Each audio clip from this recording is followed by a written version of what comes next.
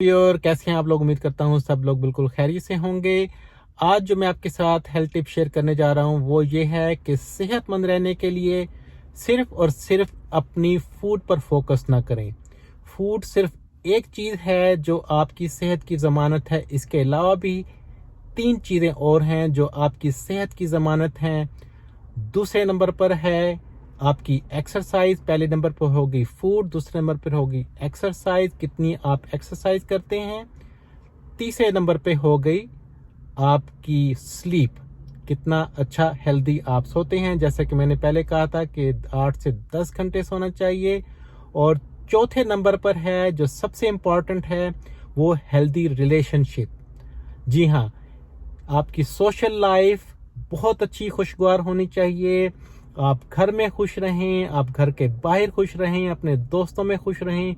जदीद तहकीक से ये बात साबित हुई है कि वो लोग लंबी उम्र पाते हैं जो लोग घर के अंदर खुश रहते हैं और घर के बाहर भी उतना ही खुश रहते हैं।